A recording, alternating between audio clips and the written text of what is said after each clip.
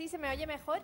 Vale. Nada, intentaremos ajustarnos a los horarios, que es un tema que sabemos que hemos planteado durante la jornada de hoy muchos desafíos y este pues es uno muy importante. Como sabemos, la salud mental es un tema que nos preocupa, tanto en urgencias hospitalarias, el desbordamiento de las USMIAs, consultas externas y demás profesionales de educación y de otros ámbitos. Vamos a empezar con las presentaciones. El primer ponente es el doctor Pascual Palau. Es facultativo especialista en psicología clínica, es consultor hospitalario en psicopatología y psicosomática perinatal infantil, es organizador del máster oficial y del programa del doctorado de psicología y psicopatología perinatal infantil del ASMI, que para traducción para los que es Asociación para la Salud Mental Infantil, presidente fundador del mismo y presidente también del proyecto Conecta Perinatal, que a continuación nos va a exponer en detalle en qué se dedican y un poco explicarnos para allá. Sí.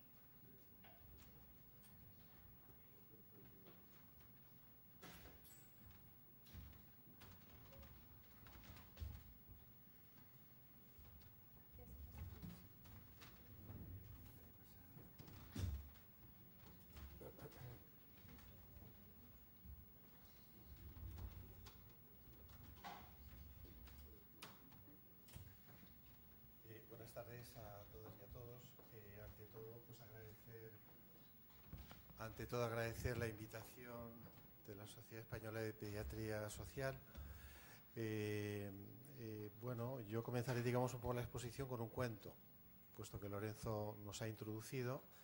Diría que Érase una vez, en el 2019, un papá que acababa de ser padre, tenía un bebé de un par de días.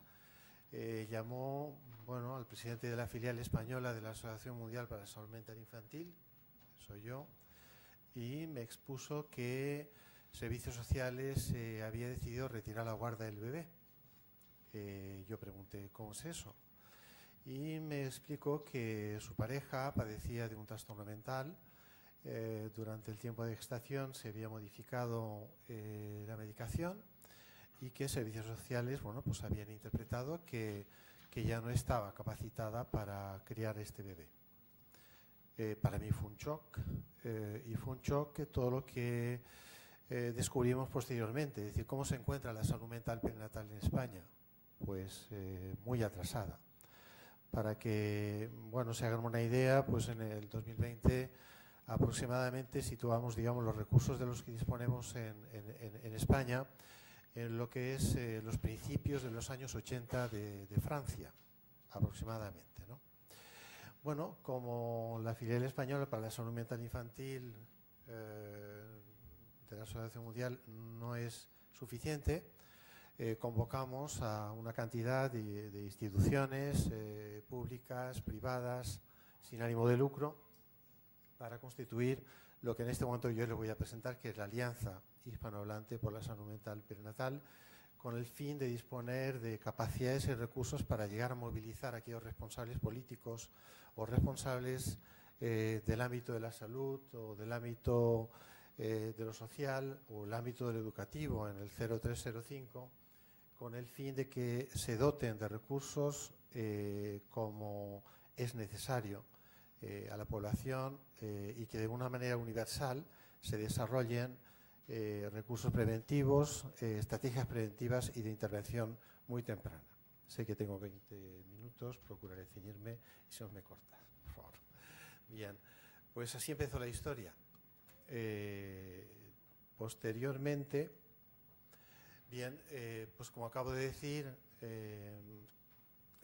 promovida por Army Wine España, que es la filial de la Asociación Mundial para la Salud Mental Infantil en España, declarada de utilidad pública en 2019, la Alianza Hispanohablante por la Salud Mental y de la Familia Conecta Perinatal, que actualmente es miembro de la Alianza Mundial para la Salud Mental Materna desde el 2020, desarrolla una gran, yo diría, una gran labor junto con la Alianza Francófona por la Salud Mental Perinatal, la Alianza Británica y también otras alianzas como la canadiense y otras que se están constituyendo pues, en África, en el norte de Europa y también en otros lugares como Brasil.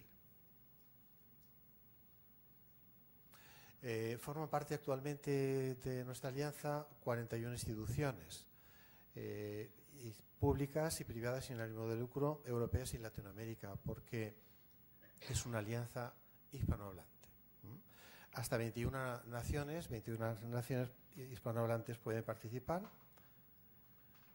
Aquí hay una relación, no están todas. Últimamente se incorporó la Asociación Española de Psicología Clínica y de Psicopatología y la Universidad de Comillas, y está a punto ahora mismo también de integrarse el Hospital Pediátrico de Argentina. Me voy a por la chuleta, me vais a disculpar porque no me intento acordarme del nombre y tengo que decirlo bien dicho. Sí, el Hospital Pediátrico Dr. Humberto Notti de Argentina, que actualmente también se va a incorporar. Bueno, estos son algunos de los logos. Pueden solicitar Universidad Conecta Perinatal, fundaciones, federaciones, asociaciones científicas y sociales, nacionales, internacionales, públicas y privadas, sin ánimo de lucro, y asociaciones de usuarios y familias. Las familias están en el corazón de Conecta Perinatal. Por ejemplo, en España pues tenemos la Confederación de Salud Mental España, que incluye a todas las federaciones y asociaciones de familia, alrededor de unas 60.000 personas. Está pues la Asociación de Ginecología Española, Ginecología Obstetricia, está el Consejo General de Psicología, de la Psicología de España, que incluye todos los colegios oficiales de Psicología de España, hospitales, universidades.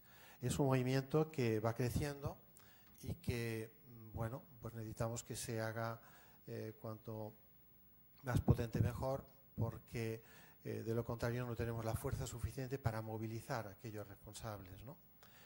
La experiencia de los británicos es muy buena. Ellos consiguieron que se dotaran económicamente de formación especializada.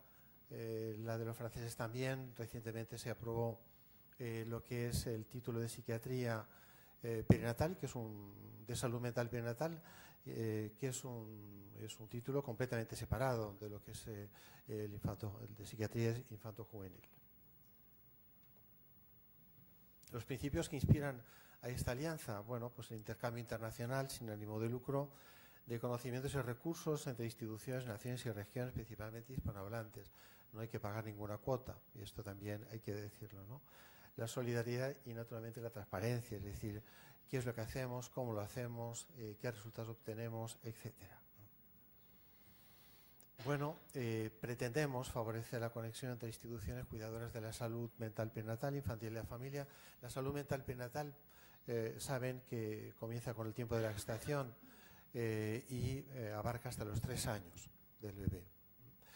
La salud mental perinatal en realidad la cuidamos, comenzamos a cuidarla cuidando el bebé, que cuando sea madre o padre, a su vez dispondrá de recursos, ¿no?, para poder desarrollar esa función materno-paterna, ¿no? Bueno, junto a las asociaciones de usuarios y familias, para entretejer una red de alianzas, ¿no?, en el marco de encuentros colaborativos, estimulando y acompañando el desarrollo y crecimiento de cada institución, región o nación, puesto que somos distintas naciones, en Latinoamérica, en Europa y en España y en distintas regiones, ¿no? Bueno, también subrayar las acciones, ¿no? Una de las funciones es subrayar las acciones prioritarias que los responsables públicos deben de emprender en el ámbito de la salud mental perinatal para lograr una atención de calidad comparables a la de los países más avanzados en esta esfera de la salud pública, que pone en peligro la salud de varias generaciones. Algunas acciones de Conecta Perinatal. Actualmente, ¿qué es lo que hacemos? Bueno, pues estamos desarrollando un censo de recursos en salud mental perinatal en España, en otros países. Es el proyecto MAREPSI. Elaboramos estudios e informes para elaboración de planes nacionales en psiperinnatalidad, que es el abreviado de salud mental perinatal. Redactamos documentos de referencia para la reivindicación de las mejoras públicas de la salud mental perinatal. Elaboramos programas de formación y sensibilización en la salud mental perinatal. En este momento un programa está elaborando es para formar a las redes interdisciplinares de salud mental prenatal de proximidad y a las matronas, ginecólogos, para que puedan desarrollar lo que es la detección precoz del riesgo de salud, para la salud mental prenatal entre el segundo y cuarto mes de gestación y posteriormente también en los meses posteriores del nacimiento del bebé. Es importantísimo estar ahí detectando, previniendo e interviniendo muy pronto. También desarrollamos una base de datos documental especializada. Participamos en acciones de investigación, también tenemos unos encuentros Conecta trimestrales para la divulgación de proyectos de la Alianza. Elaboramos y organizamos jornadas y congresos internacionales y procuramos fomentar relaciones de colaboración con las autoridades sociosanitarias y legisladores de España y Latinoamérica. Este es el proyecto MAREPSI, que es un mapa de recursos institucionales que se está elaborando ahora mismo en España, con la participación de varios países. Tenemos en este momento también preparado para el 2025-26 un máster en psicología y psicopatología prenatal infantil que ya se impartió en su momento en la Universidad de Valencia entre el 2011 y 2020 como su versión anterior, desarrollada presencialmente en aquel caso. Esta versión también online es promovida por la Asociación Mundial, por la Asociación Europea, por la Psicopatología del Niño y del Adolescente y seguirá contando con valiosos profesores nacionales e internacionales. ¿Cuáles son los encuentros de Conecta? Bueno, pues son muchas las instituciones que participan y muchas las acciones que cada una de las instituciones que participan desarrollan, ¿no? Así que vamos dejando espacios para que cada una de estas instituciones pueda hablarnos de cuál es ese trabajo, ¿no? Bueno, el mes de junio la Sociedad Argentina de Investigación y Observación de Bebés presentó trabajos, también ahí presentó trabajo la Fundación Neonatológica para el recién nacido y su familia Fuenlarguía. Un recuerdo, digamos, de pésame por Miguel Fuenlarguía, que fue el presidente, un gran neonatólogo argentino que falleció hace muy poco. Es una gran pérdida. Después, en septiembre, se presentó ese trabajo integral de la salud mental prenatal, del cuidado de la salud mental prenatal de madres y bebés en centros penitenciarios. En concreto, se desarrolla un programa desde hace unos años en el centro de Foncalent, la residencia de madres de Foncalent, es una de las 4 residencias que hay en España.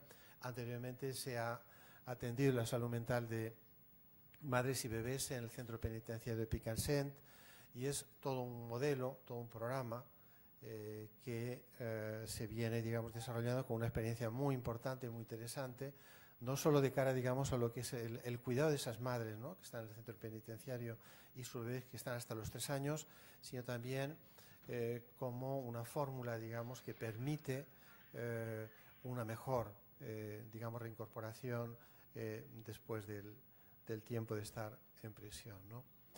Bueno, en diciembre esto es abierto, es decir, que cualquier persona puede participar, son sesiones, son reuniones abiertas, ¿no? El 18 de diciembre pues tenemos la presentación de unas experiencias innovadoras de intervención temprana centradas en la familia en un servicio de atención temprana de Argentina. Esto lo presenta la obra social de empleados públicos. Jornadas y congresos. Bueno, pues en el 2021 organizamos un congreso internacional que se centraba sobre lo que eran las alianzas en salud mental perinatal. En el 2023 organizamos un congreso europeo latinoamericano, también muy importante. Era como el congreso regional de la WAIM, de la World Association for Infant Mental Health en Europa, junto con Conecta Perinatal, y ahí el lema era ¿cómo cuidamos?, ¿no? Estos son los pósteres de los 2 congresos citados. Para el 2025 tenemos otro congreso internacional que tiene por título Familias y crianzas, encrucijadas actuales.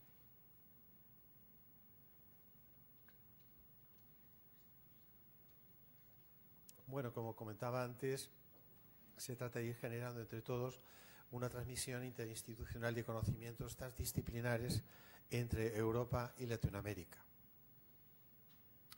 Estamos publicando también, digamos que creamos una editorial, una pequeñita editorial, pero que va publicando libros, digamos, de referencia en el campo, como Manual en Psicología y Psicopatología Perinatal Infantil de 4 tomos, como una revista que se llama Naciendo, que recoge artículos de referencia, y dentro de los diferentes congresos internacionales, donde se presenta alrededor de unos 100 trabajos, pues seleccionamos 10, 15 para ir publicándolos en los diferentes números, ¿no? Bueno, y libros monográficos, como en este momento un libro sobre la psiquiatría transcultural de una autora muy importante en Europa que se llama Marie-Rose Moreau. El título es Madres, Padres, Bebés, Familias y Diversidad Cultural. Ella dirige el centro de referencia en París que se ocupa de atender a las familias migrantes en dificultad, ¿no? Esta es la revista. En este momento estamos en el 3er número. Nosotros participamos también en la elaboración de los proyectos, ¿no? Proyectos, por ejemplo, cuando el gobierno, digamos, abre un proyecto, el anteproyecto del área de familias, participamos realizando aportaciones para su mejora, y lo hacemos de distintos lugares, ¿no? El propio Conecta Perinatal como entidad tiene entidad suficiente para presentar estas propuestas, pero también se presentan a través de distintas instituciones como puede ser la Confederación Salud Mental España, o como puede ser el Consejo General de Psicología de España, etcétera, etcétera, ¿no? Que también tienen esa posibilidad de realizar presentaciones. ¿Qué más hacemos? Bueno, pues hemos elaborado, por ejemplo, también una guía para cuidar la salud mental perinatal de las madres gestantes, de sus bebés hasta los 3 primeros años, de los padres y de los funcionarios, ¿no? Que los cuidan, porque nosotros cuidamos de todos, ¿no? De los bebés, de las madres, de los funcionarios que cuidan a las madres y a los bebés, y lo hacemos de forma continua, y bueno, otros cuidan de nosotros. Hemos publicado a lo largo del 2020, hemos publicado 2 documentos. Son documentos que se pueden descargar de forma gratuita. Uno con el título Consideraciones y propuestas de la Alianza Hispanohablante por la Salud Mental Perinatal y de la Familia para el cuidado de la salud mental perinatal y de la familia en España. Y después el último que presentamos en Madrid el mes de mayo, en el Consejo General de la Psicología, con una serie de instituciones importantes. Es un documento que también se puede descargar de manera completamente gratuita, que es el título es Mejorar el cuidado de la salud mental perinatal. Se aportan fundamentos, propuestas muy concretas y peticiones muy concretas para la mejora. Es muy fácil de leer, es muy sintético, es un trabajo muy arduo en el que ha trabajado muchos especialistas españoles, latinoamericanos, británicos, franceses. Aquí hay una pequeña descripción de todo el trabajo desarrollado. Decir que el término psiperinatalidad es un término acuñado por el doctor Michel Dugnat, comúnmente usado en los países francófonos, que se refiere a los cuidados interdisciplinares centrados en la vida psíquica y emocional en los diferentes tiempos de la perinatalidad, que abarcan desde la preconcepción hasta al menos los 3 primeros años de vida. Bien, pues creo que estoy en el tiempo. Agradecerle la atención. Cualquier pregunta que en el tiempo de preguntas le surja, pues estaré encantado de poder contestarle. Muchas gracias por su atención.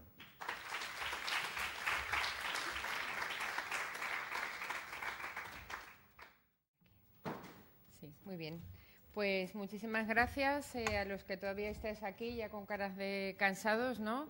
Con lo a gustito que estaríamos ya tomando una calle en alguna terraza de Valencia, que está tan bonita. Así que muchas gracias por continuar aquí, por esta acogida tan cariñosa. Estoy encantada. Gemma, Rafa, Carmen, todos, Marga.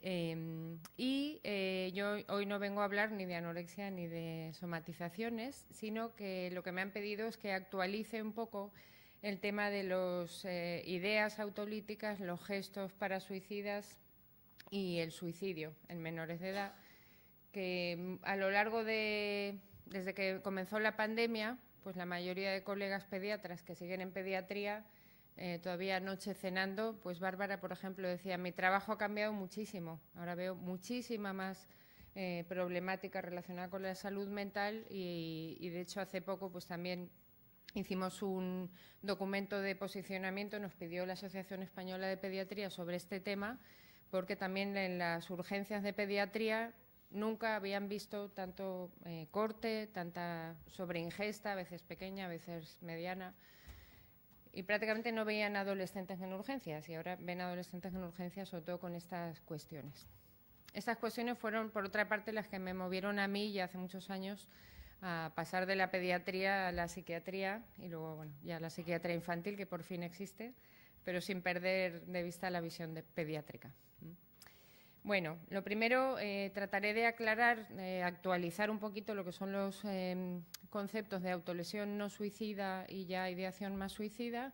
Luego pasaré un poquito a repasar la epidemiología, cómo están los datos, factores de riesgo, como siempre, primero lo negativo, luego lo positivo, también factores protectores y algunas recomendaciones y muchísimas necesidades que todavía pues, no nos escuchan. Los que mandan y reparten nuestros dineros pues no nos acaban de escuchar. Bueno, esto puede herir sensibilidades, siempre dudo si ponerlo o no ponerlo, pero bueno, es lo que hay, ¿no? Nos toca verlo, autolesiones, en este caso no suicidas, pero para no ser suicidas, ya veis, ¿no? Qué destrozo, qué cicatrización. La primera, ¿de qué creéis que son? Los redondelitos, las lesiones quemaduras, ¿vale? Y luego, de hecho, esta chica solo se encendía cigarrillos para quemarse, no era fumadora. Y luego unas autolesiones, bueno, pues muy duras de ver. En el trabajo con esta chica, que por cierto ahora está genial, yo la primera vez que la vi, pues vino en una guardia, estaba ingresada, entonces al día siguiente fui a saludarla y me decían, es que le hemos cambiado varias veces el pijama. Entonces llevaba su pijama azul, de pantalón y chaqueta, entonces hacía así y le salían las rayas rojas, o sea, le impregnaba todo de las nuevas lesiones que se había hecho en ese último rato, desde que la enfermera le había acabado de cubrir las anteriores, ¿no? Era una chica que ya había tenido una anorexia nerviosa restrictiva a los 13, 14 años, posteriormente empezó con conductas purgativas, sin mayor impulsividad, y falleció su hermano de un tumor cerebral en muy poco tiempo, entonces ella pues no sabía si morirse, no morirse, ni para dónde tirar. Pero, por ejemplo, esta es una de las chicas que mejor ha descrito, que mejor nos ha relatado, por ejemplo, lo que es una autolesión no suicida. Ella dice, no, yo con todo esto no me quiero suicidar, ¿vale? Lo que pasa es que tengo tantas emociones, tengo tanto sufrimiento emocional que necesito hacer otra cosa que desvíe este sufrimiento emocional, este dolor tan grande que tengo, en este caso era por el fallecimiento de su hermano.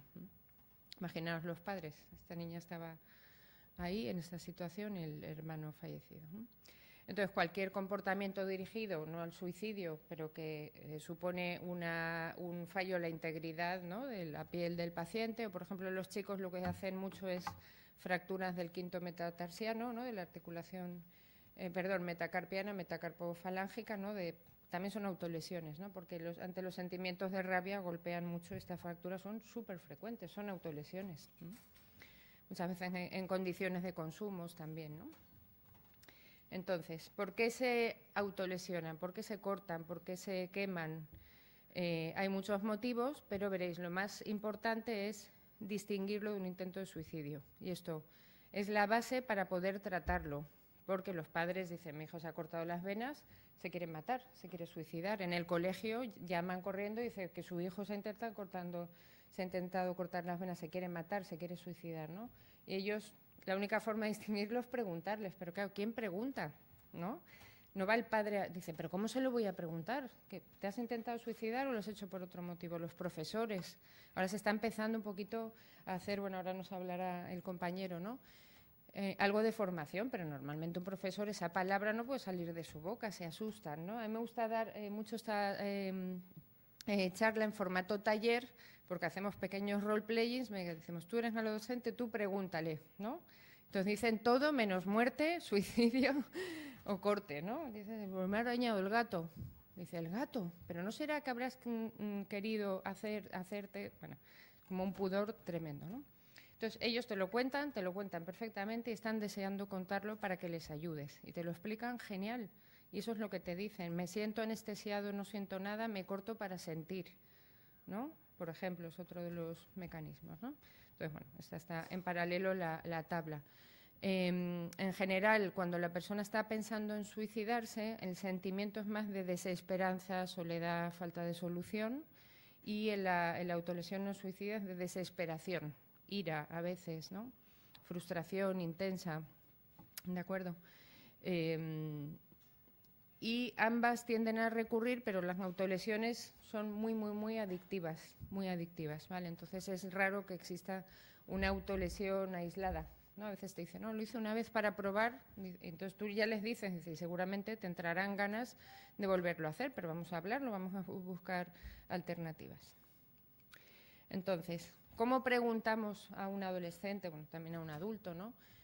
¿Y cómo decidimos si esa persona hay que inmediatamente mandarla a urgencias, incluso en contra de su voluntad, o si no hacemos nada, si se lo decimos a los padres, si nos lo han confesado ellos, ¿no? El niño del adolescente.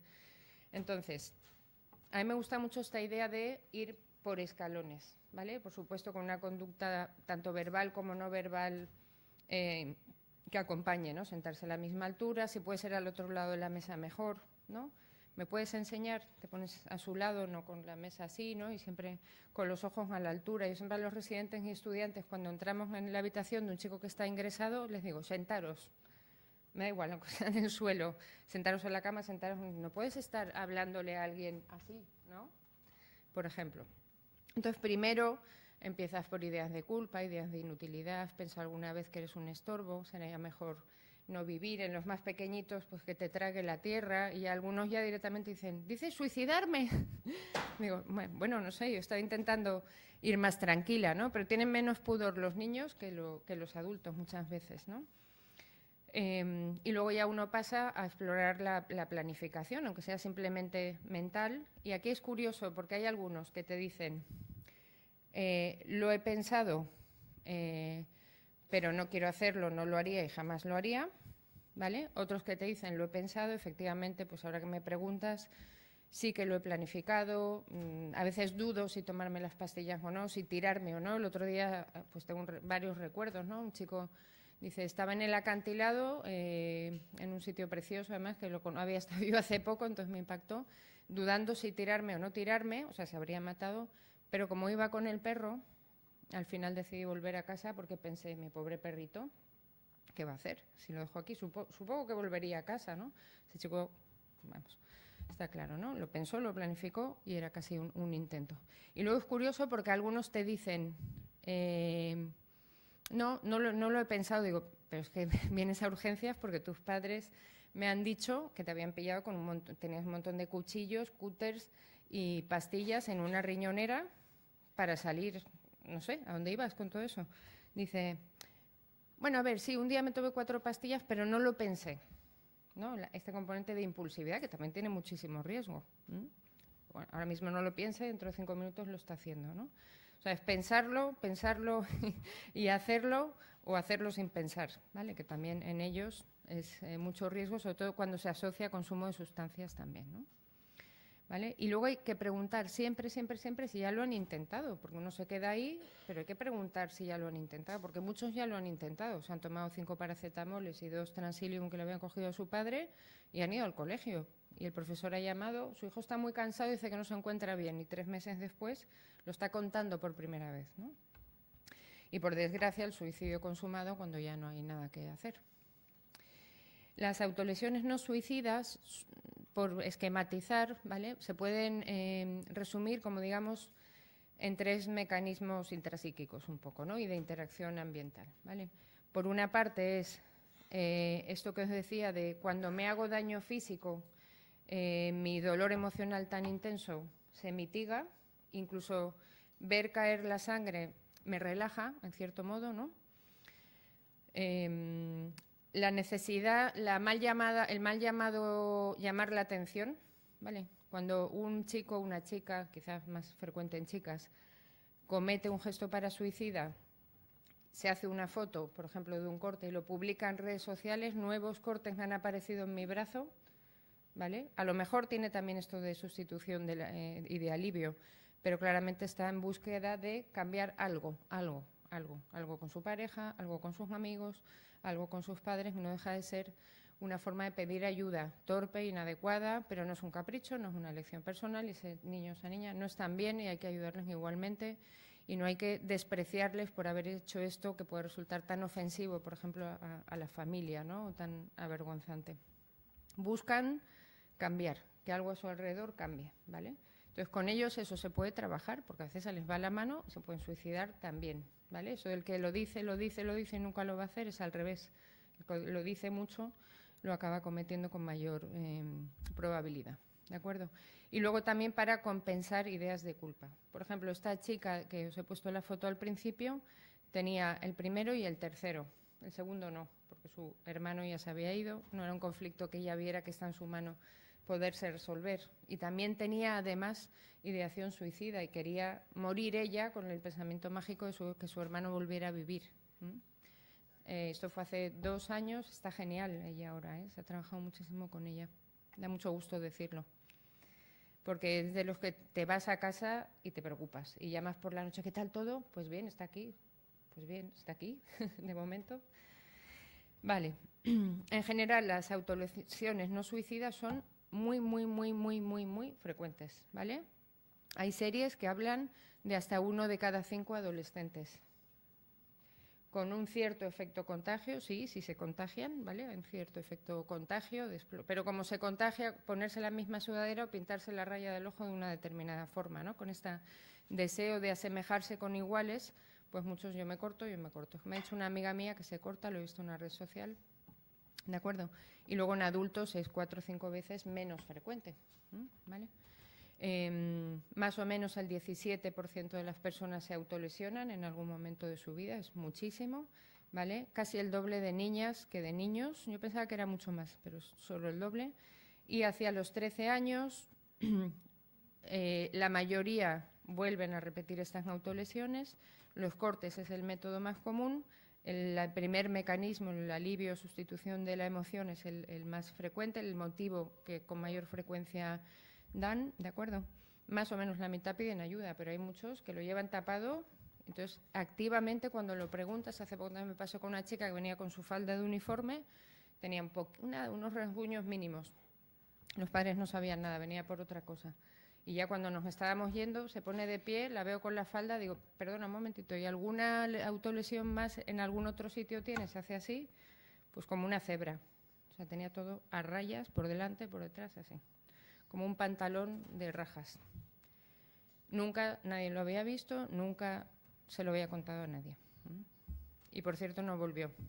Y a los padres les dije, ¿le han visto los muslos? Tienen que verle los muslos. Sí, no, bueno, nada, cosas de niño, ¿eh? Digo, que venga un momentito. ¿Les puedes enseñar, por favor, un momentito lo que...? ¿No? No volvió porque fue con otro compañero, ¿eh? La tengo controlada, pero va bien también. Y no ha muerto, y no fue porque esa praxis de invitarla a comunicárselo a sus padres resultara inadecuada y le produjera rechazo, ¿vale? Porque también lo dudé. Digo, sería mejor, ¿a ti qué te parece? ¿Cómo lo hacemos? Si quieres te ayudo. Bueno, vale. Ella sí que quería buscar cambios, pero estaba bloqueada, ¿no? ¿Vale? Y también las autolesiones multiplican por 5 el riesgo de ideación suicida, ¿vale? Entonces, ¿nos podemos quedar tranquilos de que no se va a morir o a intentar suicidar en ese momento? Vale, pero ojo, ¿vale? No es, como se corta pero no tiene riesgo suicida, tampoco hace falta intervenir. Y hay que preguntarlo también, ¿vale? ¿Tienes esto de alivio, pero tienes además también a veces pensamientos de suicidio? Casi todos te dicen que sí. Bueno, datos de fundaciones, ONGs, que gracias a ellas los tenemos porque el Gobierno es una realidad que no la quiere mirar y no la van a mirar. Y de hecho en el Plan Nacional de salud mental no hay un plan nacional de suicidio independiente, hay un punto 3 muy rácano y muy cutre y que no sé si servirá para algo. Entonces las ONGs cubren a veces estos vacíos, ¿no? Entonces, como sabéis, durante la pandemia la salud mental en general, pero en especial de los adolescentes y los ancianos, empeoró muchísimo, ¿no? Y hubo casi un 150% más de menores, ¿no?, a este teléfono de la Fundación ANAR, que en Madrid funciona muy, muy bien, con ideas o intentos de suicidio. ¿De acuerdo? El suicidio es entre la segunda o la tercera causa de fallecimiento en nuestro medio, desde la adolescencia, incluyendo también adultos jóvenes. Esta es otra, no tenemos estadísticas de menores puras hasta 18, no sé por qué, siempre mezclan entre 15 y 25, entre 15 y 29. ¿Vale? Entonces, por ejemplo, y esto va a más, en el 2019 se suicidaron un total de 21 menores de 15 años, ¿de acuerdo? No, perdón, esto fue en el 20, previamente habían sido 14, si no sumo mal, 14, luego pasaron a ser 21 suicidios consumados en menores de 15, ¿vale? Entre 16 y 18 no tenemos los datos extendidos, ¿de acuerdo? Los comportamientos suicidas en niños y adolescentes, esto son estadísticas otra vez más globales y previas a la pandemia, pero son los estudios más grandes que hay. El 5% han intentado suicidarse, o sea, es muchísimo. Es que si hay 3 clases de un curso que más o menos son 100, pues 5, ahí están. 5 de esos 100 se han intentado suicidar en algún momento, ¿vale? Con mayor o menor gravedad. 8 o 10% lo han planificado, 15-18% sí que han tenido ideas, aunque sea sin planificarlas, y más o menos el 20% han tenido autolesiones no suicidas. O sea, son muchísimos, ¿vale? 20% de los que rondan por ahí tienen algo de esto, 1 de cada 5. De la población, no son muestras clínicas, son estudios que se realizan en centros escolares, antes de la pandemia. Bueno, ¿qué factores de riesgo tenemos? Pues muchos son de índole social, ¿no? Por eso agradezco tanto que la psiquiatría tenga una representación estos días aquí, porque al final está muy imbricada la salud mental, ¿no?, y la adversidad social, que a veces no es psicosocial, a veces son familias con recursos, con formación, pero que no están en casa, que no los están atendiendo, que por lo que sea hacen una educación negligente, aunque tengan dinero, aunque tengan puestazos, ¿no? Aún así, las enfermedades mentales es lo que más prevalece, ¿vale? No hay estadísticas claras en qué porcentaje de los adolescentes que se suicidan, que cometen suicidio, porque eso se investiga por lo que se llama una autopsia psicológica, que había ocurrido antes. Pero bueno, más o menos las estadísticas oscilan entre el 75 y hasta el 90% de ellos tenían una patología psiquiátrica diagnosticada o no, ¿vale? Se hace un diagnóstico post-mortem, es un concepto muy interesante en suicidología. El consumo de alcohol y sustancias favorece muchas veces el paso al acto, esto que os digo, no lo había pensado, pero bueno, se me había pasado fugazmente o simplemente en ese momento dije, pues que me tiro y cada uno que piense lo que quiera, ¿no? Ya te dije yo que me podía tirar, eso lo he oído. O también otro caso de un chico que se ahorcó en una fiesta muy popular en Pamplona y que estaba con el móvil en la mano para hacerse un selfie, para mandárselo a su novia para hacer una amenaza y se le fueron los pies, por ejemplo. Impulsivo. Esa familia, por ejemplo, yo les atendí, no conocía su entorno ni su mejor amigo. Lo cité además a todos porque quería saberlo, que tuviera esa ideación suicida planificada. Fue un impulso, un error de cálculo. Un chico impulsivo que probablemente un 6 de julio habría consumido seguramente, ¿no? Como en nuestra paciente de la foto, los duelos, las pérdidas, ¿no?, las separaciones, los entornos desfavorecidos y los antecedentes familiares de suicidio, ¿no?, los mecanismos epigenéticos de los que hablaba María Jesús Mar Domingo. Aunque hagas todo perfecto, ya tienes más riesgo de morir por suicidio. Y muchas veces las familias se asustan muchísimo cuando esto sale en la historia clínica. Es que su tío, hace poco me pasó una anécdota muy graciosa, dice, es que su tío falleció. Digo, falleció, estaba la niña delante, dice, falleció de CIE 10. Digo, CIE 10. Entonces la niña nos mira así, me entraba la risa, ¿no? Y luego ya cuando la niña salió me dice, falleció de una enfermedad mental y de suicidio. CIE 10 lo llamaba, el hermano del fallecido, ¿no? Era el tío paterno. Digo, pues muchas gracias por la información. Entonces, en el informe dice, pero la chica no lo sabe, ¿qué hacemos? Claro, una información. Entonces, yo puse CIE 10 y el código de suicidio. Digo, espero que no lo busque o que sí, no sé. Bueno, hay medidas muy obvias, como por ejemplo la restricción a los medios, ¿no? Aparte de, por supuesto, el caso de las armas en Estados Unidos, que es catastrófico en este sentido. En Japón, en algunos puentes, por ejemplo, en Japón, en Estados Unidos, han puesto carteles y medidas y teléfonos y hasta voluntarios por turnos y haciendo una campaña de prevención de suicidio in situ, ¿no? En el puente de San Francisco, en un sitio que hay también en Japón, que había muchísimos suicidios. Creo que hay alguna persona de Japón por aquí, quizás lo podría comentar, esa experiencia que ha sido muy ejemplificadora. La mejora, por supuesto, de los servicios de salud, pero también los servicios sociales. O salud no es psiquiatría, igual es la formación del pediatra. Estoy acabando, sí. De acuerdo. Y luego el tema de la cobertura responsable por parte de los medios de comunicación, que al que le interese le recomiendo que se lea este librito. Es un libro muy fino, muy escueto, titulado Hablemos del suicidio, y que va de esto, ¿no? De cómo deben hacer los medios de comunicación para cubrir bien las noticias de suicidio. Es un tema interesantísimo que daría para otra ponencia. Y con esto acabo. Los agentes implicados en la prevención de las autolesiones y del suicidio no somos solo los pediatras, no somos solo los psiquiatras, somos muchísimas personas, ¿vale? Están los servicios también de seguridad, que me consta que hacen grandes esfuerzos, las unidades especiales, los UPAs de la Guardia Civil, etcétera, para acceder y no empeorar las situaciones, los medios de comunicación, etcétera, el Gobierno de España, ¿vale? Entonces, el Gobierno de España, pues la verdad que no lo está haciendo bien. El que teníamos hasta antes de ayer no lo estaba haciendo bien, el que está desde ayer, pues no sé si lo hará mejor o peor, porque como no ha cambiado. Entonces, hay una terrible heterogeneidad en los programas de prevención de suicidio entre las comunidades autónomas, según el código postal, ¿no? Que esto ya ha salido, esta desigualdad en varias ocasiones, ¿no? ¿Quién forma a los pediatras en salud mental? ¿Quién enseña a un pediatra a preguntar por ideación suicida? ¿No?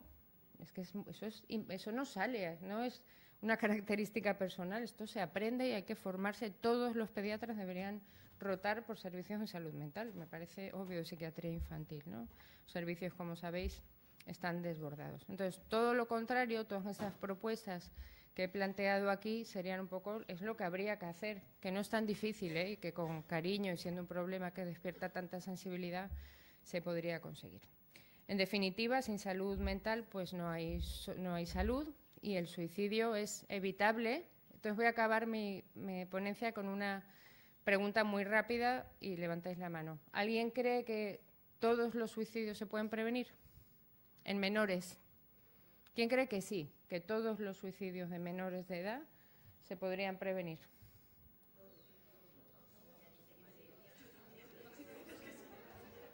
Pues con esta premisa y con esta idea, ¿no?, vamos a intentar que todo esto se consiga. Muy bien, muchas gracias.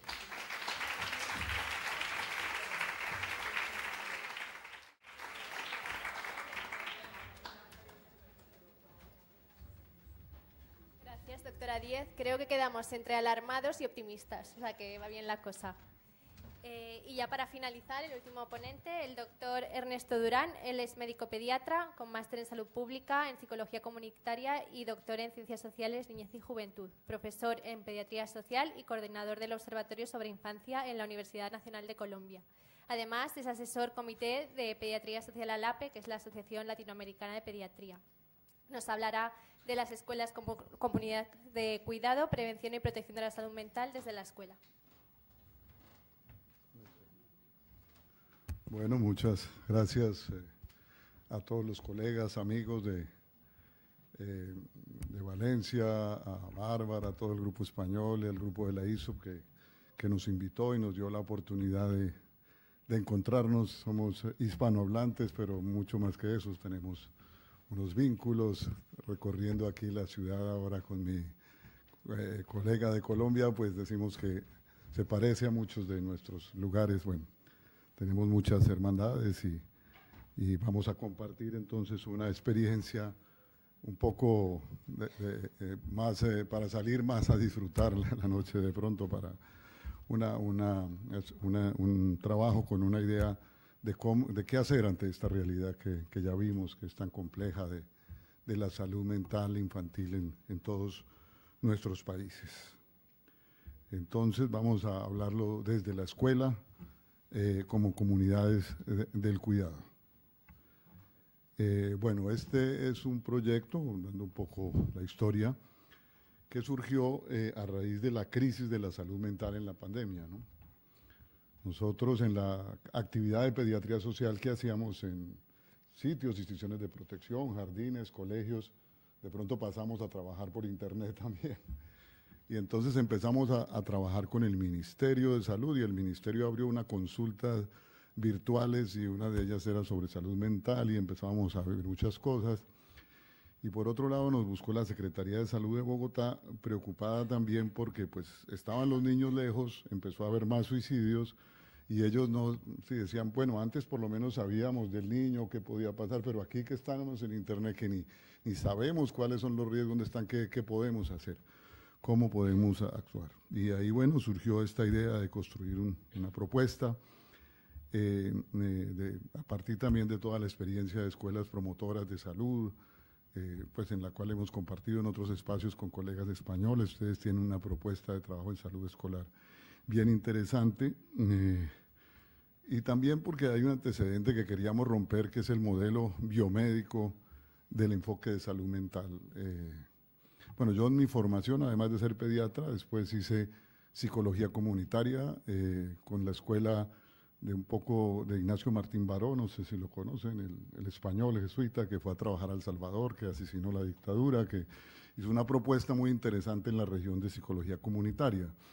Y entonces su propuesta central era pues que la salud mental realmente se trabaja en la vida comunitaria, etc. Bueno, un poco de eso aprendí yo en esos tiempos. Y una perspectiva que ahora voy a describir, una perspectiva ética y filosófica y conceptual de la ética del cuidado, y sobre todo la búsqueda de alternativas conjuntas trabajando salud y educación ante esa crisis y ese momento. Bueno, rápidamente, pues la ética del cuidado, así la he representado en estos tres triángulos: cuidado de sí mismo, cuidado de los otros, cuidado del entorno.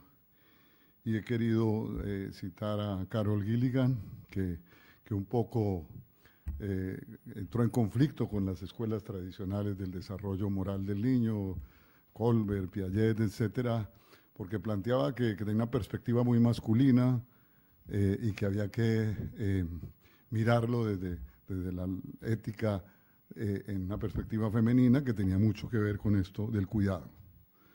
Y entonces por eso traje esta frase: buscar el equilibrio entre el poder, el cuidado de sí mismo y el cuidado de los demás. Y bueno, y esto ha sido retomado en América Latina, o bueno, la idea ha sido retomada. Tenemos a Leonardo Boff, el teólogo también brasileño, que dice que el cuidado asume una doble función: prevención de daños futuros y regeneración de daños pasados. Entonces, desde esa idea trajimos, desde esta perspectiva, la ética del cuidado, buscando romper el modelo biomédico, porque la Secretaría de Salud, ¿qué nos pidió? Entonces, de Bogotá es una ciudad de 8 millones de habitantes, en la escuela pública hay 800.000 estudiantes en la escuela pública, porque además hay en la escuela privada, hay más de 2.000 escuelas en toda la ciudad. Bueno, y hacer una intervención y que entonces contratáramos mucha gente para atender a los niños. Dijimos, no, pero la escuela tiene otra función, la escuela puede trabajar desde otro lugar, pero claro, la primera alternativa era esta, la intervención médica, la clásica salud escolar. Le doy el consultorio en la última esquina de la escuela para que usted atienda a los niños. No, ese no es el problema. Tenemos que pensar conjuntamente una alternativa y bueno, ahí llegamos a esto, ¿no? Entonces, bueno, desde esta perspectiva de la ética del cuidado, como la hemos retomado, ya se ha trabajado en otros espacios de salud, tanto en preescolar como en escolar, esta perspectiva de escuelas cuidadoras de los niños. Entonces, tenemos el cuidado como un elemento fundamental de la especie humana que enlaza el bienestar de uno con el bienestar de los demás. Y esta es una idea central para el proyecto. Entonces, esta idea de estar bien si los demás están bien, ¿no? Retomamos y trabajamos un poco esta propuesta que Latinoamérica ha aportado al mundo del tema de la salud, del sumac causai, el buen vivir de las culturas quichuas, de las culturas del sur de nuestro continente, que va más allá del bienestar, porque es una idea de que yo, más o menos en resumen, para vivir bien, vivo bien si yo estoy bien, si los demás están bien, y los demás incluyen todos los seres vivos, ¿no? Animales, plantas, el entorno. O sea, si eso está bien, estamos bien, si no, no hay bienestar individual de esa lógica, digamos, o no es suficiente un bienestar individual. Entonces, un poco ese es el concepto también. Y entonces, mucha empatía, más allá del autocuidado, también el tema de la protección de lo común que está en esta perspectiva, y impulsar entonces diálogo, reconocimiento del otro, solidaridad y construcción de comunidad un poco, digamos. Entonces, estas son las comunidades del cuidado, ¿no? La idea de llevar esto a la escuela, promover el respeto mutuo, la construcción de vínculos, generar confianza, compasión, protección, cuidado mutuo, porque además encontramos que en el contexto de la pandemia, esto lo que pasó fue que el individualismo se acentuó, como que cada familia finalmente se defendía sola, por lo menos en la sociedad latinoamericana era eso, esperando una ayuda del Estado, los que no tenían para comer a veces, y era como cada uno defendiéndose. Y afortunadamente en las comunidades populares de nuestros países hay una solidaridad y eso surgió. Y una de las cosas, por ejemplo, que encontramos en los factores protectores de los niños, era que una de las cosas que pues, hicimos unas investigaciones sobre factores protectores, que lo que más les ayudó en la pandemia fue ayudar a otros. O sea, que eso les ayudó mucho a estos niños que tenían situaciones difíciles, poder ayudar a la vecina, a la mamá, a la abuela, hay que construir estas redes de solidaridad como un problema de construir salud mental, ¿no? Entonces, evitar exclusión, discriminación, estigmas, también todo esto está en comunidades del cuidado. Y desde luego formar sujetos libres, responsables, sobre todo amorosos, respetuosos de la diversidad y la experiencia del cuidar. Entonces, eso es bien importante, ¿no? Ahora que hablabas de la mascota, una de las cosas en uno de los trabajos también, fuerte que encontramos como factor protector era el tema de tener una mascota, ¿sí? También para ellos allá también tener una mascota que la tiene como el 50% de los jóvenes, era toda una oportunidad porque ese es el cuidar a otro, bueno, ¿sí? Bueno, y desde luego democracia y respeto a los derechos humanos, ¿no? Bueno, y una perspectiva amplia de salud mental como bienestar psicosocial, y desde luego entendiéndolo como un derecho individual y colectivo también, ¿no? Bueno, así una cosa rápida para pasar a los contenidos. O sea, bueno, esta es un poco la perspectiva desde la cual trabajamos la salud mental, felicidad, empatía, autoestima, resiliencia, que se ha hablado aquí, solidaridad, y desde luego habilidades, capacidades y competencias, por ejemplo, para el manejo de las emociones. Entonces la propuesta trabajó, cuando primero nos propuso la Secretaría que lleváramos la atención y realmente, bueno, hubo un componente de atención inicial también que hicimos, pero eso no lo presento acá, pero el eje de la propuesta fue primero promoción y cuidado de la salud, prevención, detección oportuna y acompañamiento, así llamamos los 4 ejes en el tema del cuidado de la salud mental. Entonces, pues promoción de la salud y promoción de la salud mental, pero realmente después pues eso se amplió a una mirada de promoción general de la salud y la salud mental en el sentido de fortalecer habilidades y capacidades de los integrantes de la comunidad educativa, porque todo se afectó, la salud mental de los profesores, de los administrativos, de los colegios, de los celadores que tenían que ir a cuidar el colegio así no hubiera nadie. Es una comunidad muy, muy afectada, pues como todo el resto que vivimos en la pandemia, con la idea de que tomen acciones en pro de su bienestar y una mejor salud para todos. La prevención, pues en el sentido de evitar los problemas, en el sentido también de una detección temprana y de limitar la progresión de los casos como los que vimos, los que llevan hasta el suicidio, ¿no? Entonces, intentando actuar sobre los factores de riesgo, tratando de detectar entonces riesgos específicos, mirarlos, dirigida una prevención en 2 sentidos, una general dirigida a toda la comunidad educativa, y una ya dirigida a grupos específicos pues que ya se habían ubicado por determinados riesgos, por ejemplo, en el tema del suicidio, en la investigación que hicimos, otra que hicimos de salud mental en momentos de la pandemia, hicimos como una encuesta, una muestra representativa, como 10.000 encuestas, para mirar cómo estaba la salud mental en la ciudad en ese momento. La comunidad LGTBI, por ejemplo, estaba en un alto riesgo, bueno, determinadas situaciones. Entonces, bueno, como también, entendiendo que hay una población de mayor riesgo, también trabajar que la comunidad educativa se dirigiera a esas poblaciones. La detección oportuna, pues, fue un momento interesante porque estábamos en la pandemia, entonces, y a distancia, entonces diseñamos una herramienta que llamamos Mentalis. Es una herramienta para que los mismos chicos la apliquen o para que la apliquen los padres de los chicos, sobre todo los más pequeños, porque es para toda la comunidad educativa de primaria y secundaria, que les permitiera a los chicos como clasificarse. Teníamos un verde, amarillo y rojo, como un semáforo, ¿no? Si esta prueba te salió, pues estás en verde. Si estás en rojo, busca a alguien y le damos las direcciones, los teléfonos, los contactos. Y si estás en amarillo, pues hicimos un repositorio de materiales de muchas, o conexiones a materiales, videos, imágenes, pues que les pudieran ayudar. Bueno, estamos como todo ese montaje.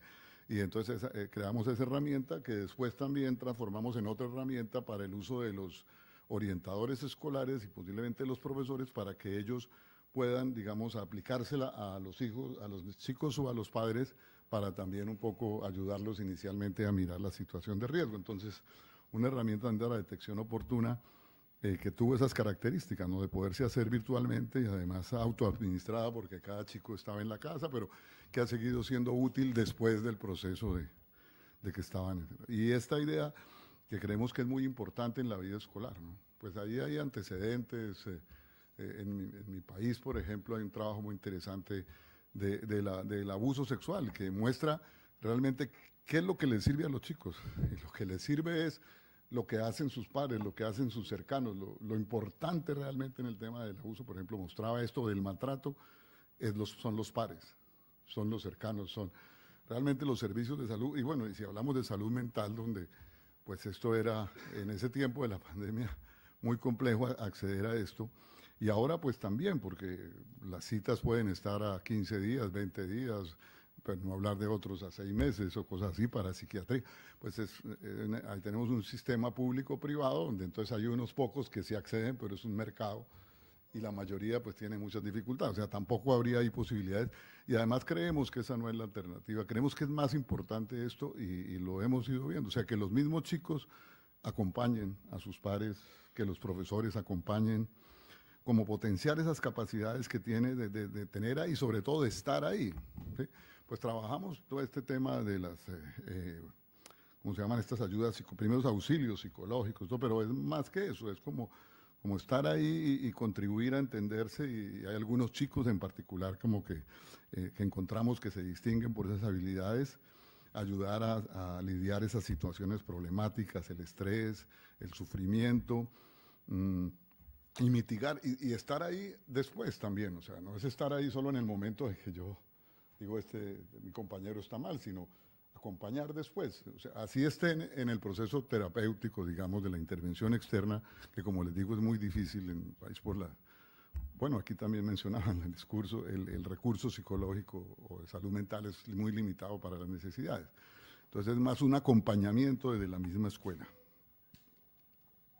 Bueno, y ya en la parte de trabajo, pues entonces, bueno, de las instituciones, pues vamos a hacer alguna intervención hasta ahora en como la tercera parte de las instituciones, pero pues esos son bastantes niños, serían como más de 250.000 estudiantes. Bueno, son muchas instituciones en la ciudad, y hemos logrado hacer alguna intervención, algunas más tienen como unos niveles de intervención, o de apoyo a las escuelas más que intervención, de apoyo al grupo escolar, para que se cree el equipo líder en cada institución y se pueda trabajar y abrir espacios de diálogo y aprendizaje, ayudar a formar esos líderes, desarrollo de estrategias comunicativas, ahí hay unas de estas estrategias pues que hizo una institución educativa determinada. Ellos mismos construyen materiales, etcétera, para ayudar a sus compañeros.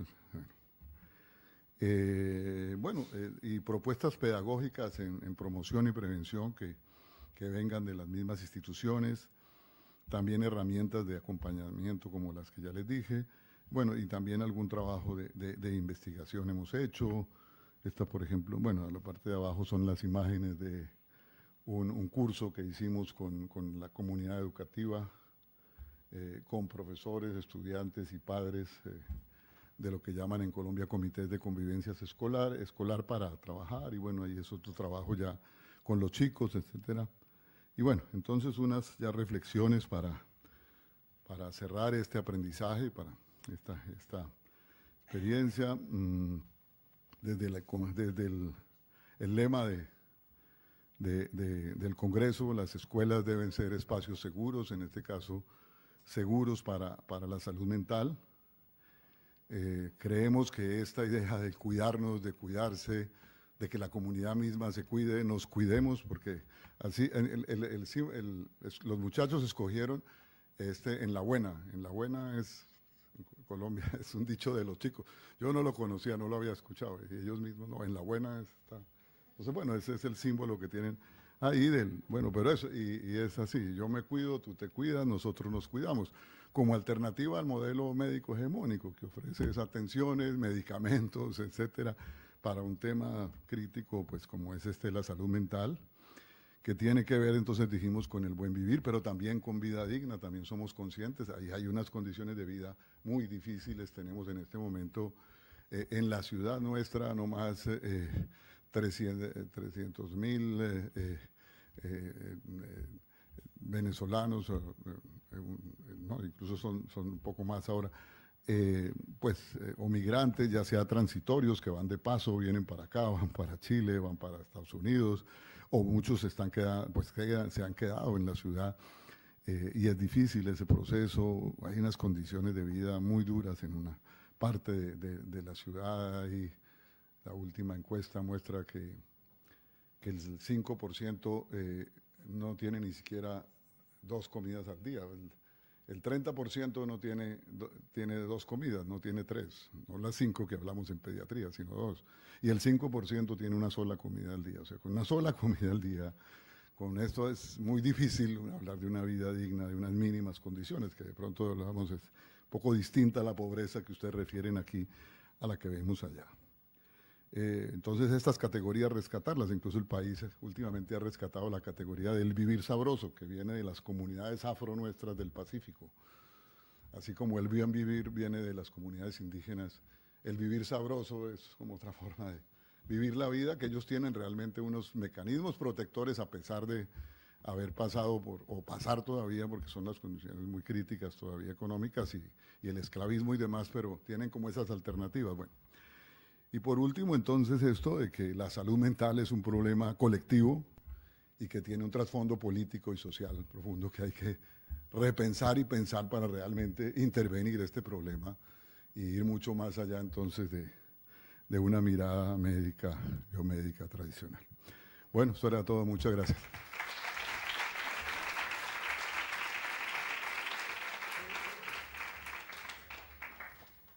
Muchas gracias. Qué importante volver a pensarse en colectivo. Queda para una pregunta o 2 preguntas máximo. Así que, adelante. Yo quería preguntarle muy práctico para Azucena. Mira, yo trabajo psiquiatra de un hospital terciario en el que no tenemos psiquiatría, ¿vale? Aunque sea el de referencia. Lo tenemos en un comarcal, a 10 minutos en coche. Entonces, cuando viene un niño que hace un intento de autolisis, a ver, no, autolesiones no, pero un intento, tomarse lo que sea o hacerse daño como con intención o no, de matarse. Entonces, en mi hospital, pues todos mis compañeros están inquietos porque yo les digo, eso por lo poquito que puedo saber, porque me gusta la pedagogía social, pues un poco los oriento, pero es verdad que no tenemos tanta seguridad en mandarlo a casa. Es decir, en esa situación que te cuento que no hay psiquiatra, yo les digo, cuando hay un intento claro, que lo hablen abiertamente, efectivamente, ¿no? Todo lo que leo y y bueno, y aprendo que hay que hablarlo abiertamente. Ese, por supuesto, se queda ingresado y si no se queda allí, llamamos a la unidad de psiquiatría de agudo del Hospital Comarcal y se va hacia allá. Sí, pues ¿En sí. qué comunidad? ¿Qué provincia? Cádiz. Si el niño corre peligro su vida, pues como tenemos UCI pediátrica, por supuesto se queda allí hasta que esté estable y luego lo mandamos allí. La cuestión es el niño ese que tiene, se toma una ingesta, que es por lo que tú describes, y que te dice, no, claramente, lo que pasa es que es impulsivo y tú dices, es que en un impulso se le va a ir la mano, efectivamente. Lo hice porque me enfadé con mi madre. ¿Pero qué hacemos con ese? ¿Lo mandamos a casa o no? Yo los mando. Y además incluso he hablado con abogados, con juristas, tal, que la responsabilidad final, no sé, a lo mejor me estoy equivocando, estoy metiendo la pata, pero vamos, lo he hablado, estudiado, leído, que no es tuya al 100%. O sea, que es que alguien no lo vas a tener ingresado eternamente, ni lo vas a tener. Pero ese niño lo que hacemos, y no sé si estará bien, pues buscamos una cosa alternativa que era, lo mandas al día siguiente con una cita urgente a un psiquiatra, le dice al padre, ponte con él al lado todo el tiempo y vigílalo hasta mañana. Y se va. Al que no te dice, me tengo una idea suicida, me quería matar, quiero morirme. A ese no, al otro. ¿Es correcto? ¿No? ¿Vosotros los ingresáis? No sé. Correctísimo. O sea, yo sigo con mi pedrada y insisto en lo mismo. No veo tan difícil que los pediatras hagan una rotación, aunque sea de 1 mes, 2 meses. Bueno, en la residencia de pediatría ya tendría que estar obligatorio, casi siempre es opcional. Yo no sé por qué es opcional, tendría que ser obligatorio. Porque si es la segunda causa de muerte, ¿qué vamos a hacer con esa segunda causa de muerte? No mirarlo, no saberlo atender, lo fácil, fíjate lo que estás diciendo, es mucho más fácil dotar a un hospital de una UCI, ¿no?, que formar a los pediatras para que sepáis manejar esto con cierta seguridad. A ver, yo llevo 20 años en esto y todavía lo paso mal a veces, ¿no? O sea, parece que se está haciendo lo difícil y lo caro y lo menos difícil y que está bastante accesible no se está haciendo, ¿no? Pero está bien. Primero, hablar de suicidio y preguntar no induce al suicidio, sino todo lo contrario, y puede ser que un niño en un momento dado diga, mamá, papá, llevadme, necesito hablar con alguien, que la otra vez me funcionó, me alivió. El secreto profesional, la confidencialidad del menor, a veces te lo tienes que saltar, desde luego si sospechas que corre vida a su riesgo, desde luego, y si el padre le tienes que decir, háganle una supervisión continua 24 horas, no vas a decir, no, pero es por otra cosa que no le cuento. Bueno, o sí, o le dices por una cosa que me ha contado, que me ha pedido que no le cuente, pero que tienen que estar con él todo el día, toda la noche. Eso a veces también lo hacemos. Y claro, si ingresáramos cada gesto para suicida que vemos, no habría hospitales suficientes. 5% de la población, 10% en servicios de urgencias grandes, 10 cada noche. Entonces, si tú consigues llegar a esa conclusión de que el chico o la chica te dicen, mira, yo verdaderamente es que me ha dejado el novio y estoy hecha polvo y encima mi madre se enfada conmigo, ¿verdad? Ha sido un gesto para ver si él se da cuenta o mis padres se dan cuenta de lo mal que estoy. Pero para nada me quería matar, de verdad, no. Además le dices, ¿y por qué? ¿Por qué no te querías matar? Entonces ya te cuenta toda su retahíla de factores protectores. A veces es porque tengo mi perrito, porque tengo mi abuelito, porque tengo mis amigas, la gente que me quiere. A menudo están enfadados con sus padres, ¿no? Pero también, por supuesto, que les quieren, ¿no? Si ya te ha llegado a decir eso, te puedes quedar bastante tranquila, ¿eh? Pero el mensaje final tendría que ser, vamos a intentar ayudarte a no pedir ayuda de esta forma, sino de otra. Mira, hay otras, ¿eh? Vamos a pensar y te voy a invitar a hablar con otra persona otro día. Una última cortita, ¿tenemos? Vale, y ya...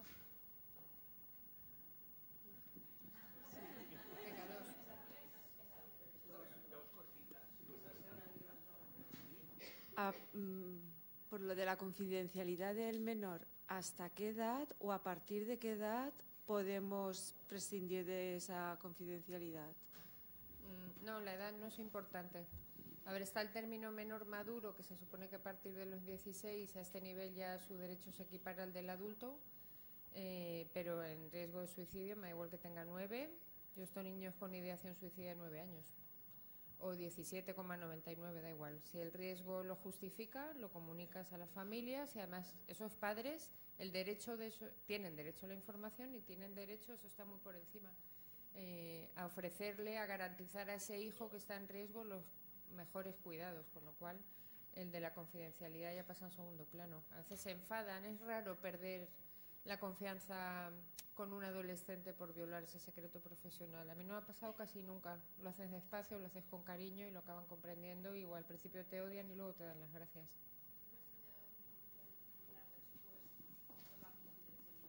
No, pues si es una autolesión no suicida, a veces no la comunicas, ¿eh? O sea, si tú tienes la confianza para... Pero si te lo dicen, no, es que estaba nervioso, tenía exámenes, pero ¿matarte querías? No. Ya está, pues eso, por favor no se lo digas a mis padres, no se lo dices.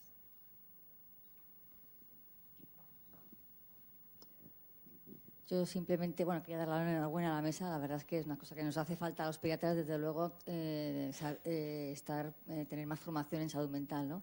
A mí ya me pilla lejos, a mí ya me pilla de edad demasiado mayor, pero bueno, se hace lo que se puede.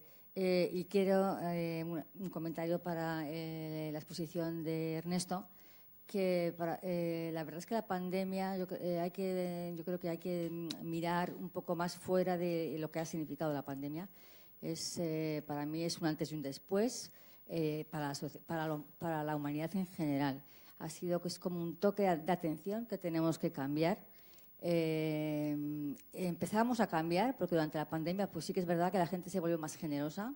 El ambiente se volvió mucho más limpio porque no había coches, estábamos todos confinados, no había coches, había fauna en las mismas ciudades, había fauna. O sea que sí que se empezó a ver que se puede, o sea, nos dio a entender que se puede cambiar.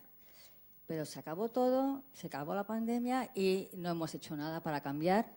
Al revés, hemos ido a peor, más violencia en todos los entornos. Entonces, a mí lo que has propuesto tú de una ética de cuidado es fundamental y tenemos que volver a esos principios y valores.